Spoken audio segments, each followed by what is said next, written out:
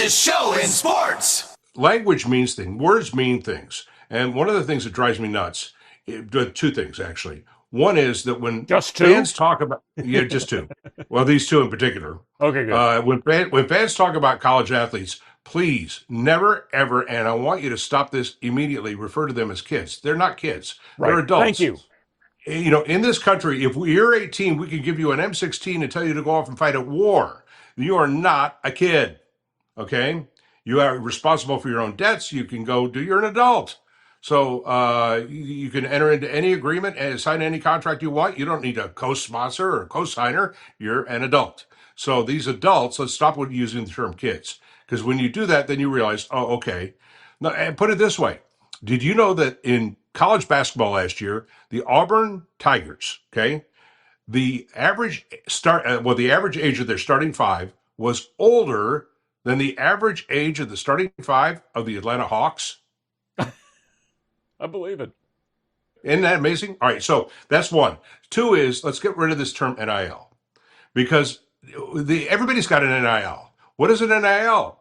It's an endorsement that allows you to use your name, your image, and your likeness. They're endorsements. They're not this weird NIL thing, which I think confuses everybody. It's just an endorsement. But you realize, of course, that the NIL endorsement, a player is going to get a lot more money if he goes to Alabama than he will if he goes to TCU.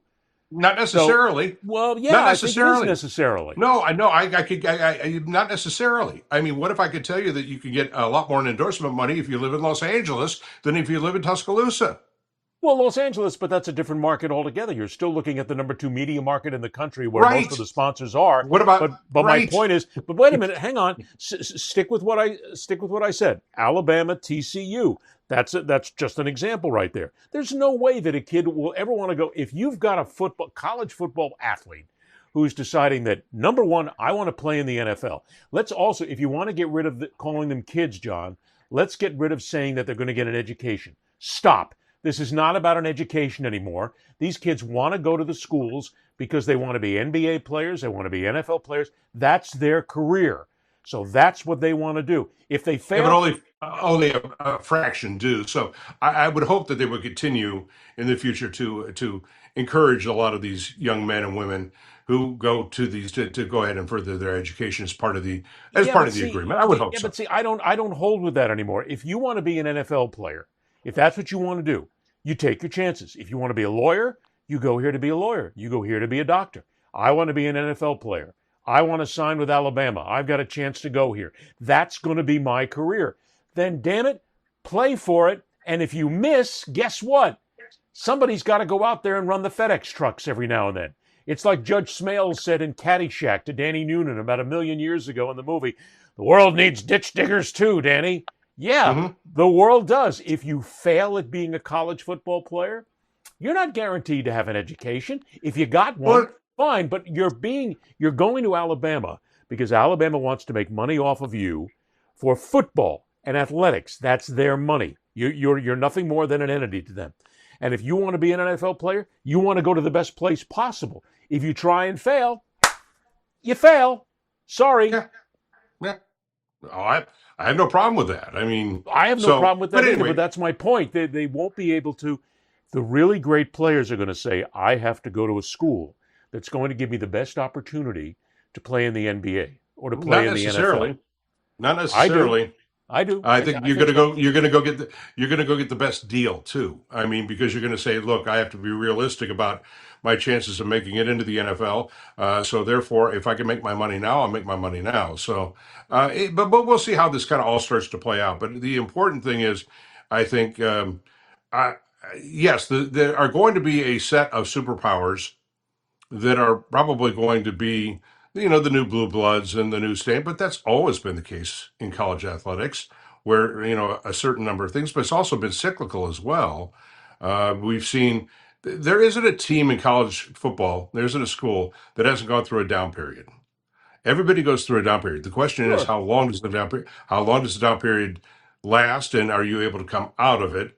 For in the example of Florida State, was it a 1-year downturn last year, or is this going to be something that continues on for an extended period of time? We'll find out opening day when they play Alabama and how long this season will be for them.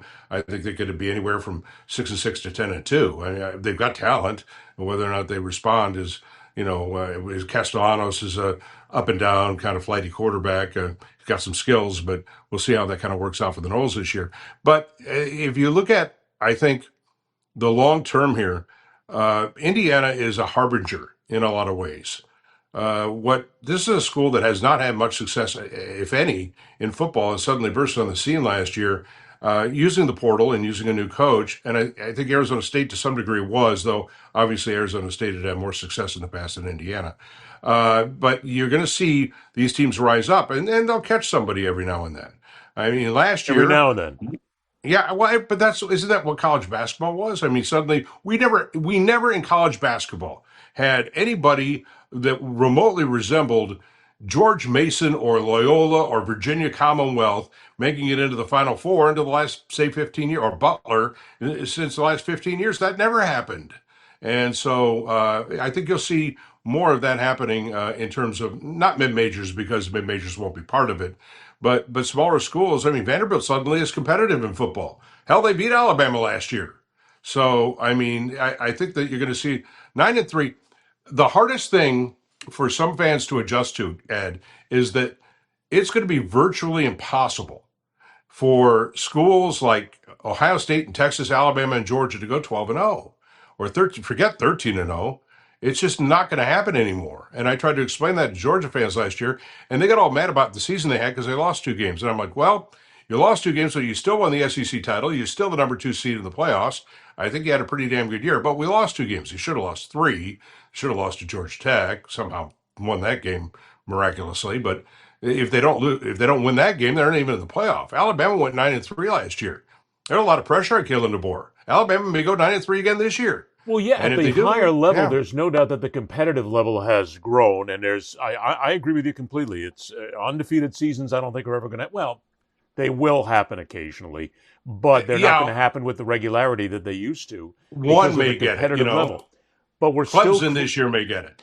We're still creating that haves and have-nots, which leads to my original argument, which is there's maybe 12 teams. If you look right now at the college football landscape, I can see 12, maybe 15 teams that can win a national championship.